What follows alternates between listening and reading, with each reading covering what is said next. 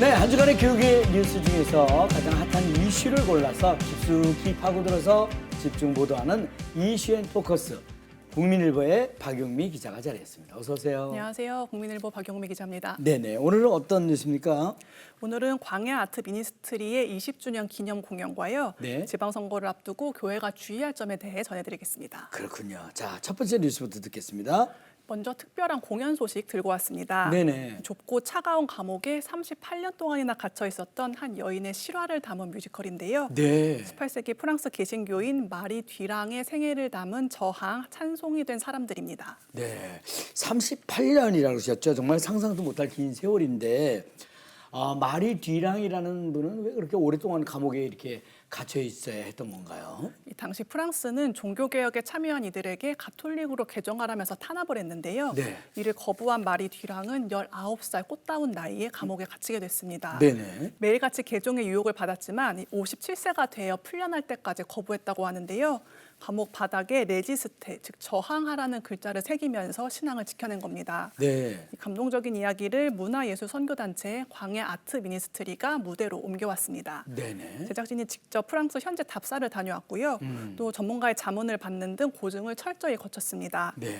무대 스케일도 대단한데요. 이 감옥의 거대한 문과 높은 벽이 세워졌고요. 또 360도 회전하는 장치를 통해서 당시에 긴박했던 상황을 효과적으로 표현하고 있습니다. 네네. 이 온전한 인터뷰에서 이번 공연 총괄 PD인 광야 아트센터의 윤성인 대표를 모셔서 이야기를 듣기도 했었거든요. 네. 네. 광야 아트 미니스트리는 어떤 단체인지 소개해 주시죠. 광야 아트 미니스트리는 문화를 통해 복음을 전하고 있는 단체입니다. 올해 20주년을 맞아서 이 저항 찬송이 된 사람들이 20주년 기념 작품입니다. 네. 그동안 더 북을 비롯해 루카스, 요한계시록, 요한복음 등 이 다양한 작품을 무대에 올렸는데요. 모든 단원들이 문화예술 선교사라는 정체성을 가지고 사역을 하면서 공연이 예배가 되도록 헌신을 하고 있습니다. 네. 사실 요즘 기독교 공연이 살아남기 힘든 상황인데 이런 상황 속에서도 수준 높은 작품을 위해 노력하고 있는 단체입니다. 그렇군요. 일반 공연계도 어려운데 기독교 공연계는 얼마나 어렵겠습니까? 네. 그런데도 그 문화예술 선교사라는 사명을 갖고 사역하시는 분들이 있다는 게 정말 대단한데 평신도 분들이 보시기에 공연 내용이 너무 무겁거나 또는 어렵지는 않던가요? 이 뮤지컬의 매력은 이 마리 뒤랑을 대단한 영웅으로 그리지 않았다는 점인데요. 우리처럼 연약하고 때로는 또 울고 좌절하기도 하면서 이런 평범한 사람이 신앙 안에서 어떻게 단단하게 성장하는지를 보여주는 성장 드라마에 가깝습니다. 네. 또 뮤지컬에서 중요한 것이 음악인데요. 당시 프랑스 개신교인들이 성경 시편을 노래하면서 핍박을 이겨냈다는 고증에 따라서 네. 뮤지컬 넘버에도 시편 구절들을 그대로 녹여냈습니다. 공연이 끝난 후 커튼 볼 때는 관객들이 다 함께 시편 찬양을 합창하는데 네. 그때 전율이 대단하다고 합니다. 네네. 이번 공연은 서울 강남구 광야아트센터에서 오는 10월 31일까지 이어질 예정입니다. 그렇군요. 네. 이번 공연을 통해서 종교 개혁 당시 프랑스 기독교인들이 목숨 걸고 지켜온 신앙의 가치를 직접 경험할 수 있을 것 같은데요. 10월까지 공연이 계속된다고 하니까 꼭 시간을 내서 가족과 함께 즐겨보시기 바라겠습니다. 네. 다음 소식 듣겠습니다. 오는 6월 제9회 전국 동시 지방선거가 진행이 됩니다. 교회 안에서 무심코 한 행동이 이 공직선거법 위반이라는 문제로 이어질 수도 있는데요. 네. 선거와 관련해서 교회가 지켜야 할 구체적인 가이드라인 짚어드리겠습니다. 교회 안에서 선거운동을 하는 게 법에 걸릴 수 있다는 건데요. 네.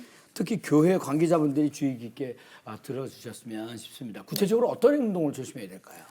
이 목회자가 설교 중에 특정 후보를 지지하거나 반대하는 것은 엄격하게 금지됩니다. 네. 교회 주보, 게시판, 또 단체 카톡방에 후보자의 홍보물을 올리는 것도 해서는 안 될 행동입니다. 네. 특정 후보를 위해 기도해달라고 요청하거나 또 실내에서 명함을 돌리는 것도 공직선거법 위반 소지가 커서 주의가 필요한 상황입니다. 네.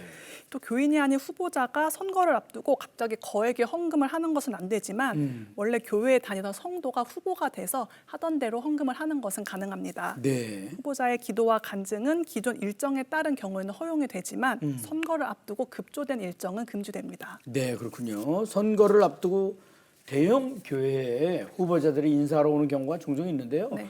이렇게 후보자가 교회에 왔을 때는 어떻게 대처해야 하는지도 참 궁금했거든요. 무작정 이게 무시할 수도 없지 않습니까? 맞습니다. 네. 그 부분이 현장에서 가장 곤란해하시는 대목들인데요. 결론부터 말씀드리면 환대는 하되 특혜는 주지 말라입니다. 후보자가 교회에 오면 어느 후보님이 방문하셨습니다라고 단순하게 참석 사실을 알리는 정도는 괜찮습니다. 네네. 하지만 학력이나 경력을 소개하거나 강단에 세워서 인사말을 시키는 것 혹은 회중들에게 박수를 유도하는 행위는 이 지지하는 것으로 오해받을 수 있어서 금지됩니다. 네네. 그렇다고 교회가 선거와 관련해 아예 입을 닫아야 한다는 뜻은 아니고요. 누구를 찍으세요가 아니라 성숙한 후보에게 소중한 한 표를 행사합시다라고 이 투표 독려를 하는 행위는 아주 건강하고 권장되는 일입니다. 네네, 잘 알겠습니다. 교회가 선거를 앞두고 이런 지침들을 잘 지켜서 세상의 정치에 휘둘리지 않고 성경적 가치를 지키며 성도들의 중심을 잡는 중요한 역할을 해야 할 것 같습니다. 네, 박용미 기자 수고하셨습니다. 감사합니다. 감사합니다. 이어지는 단신 뉴스 보시겠습니다.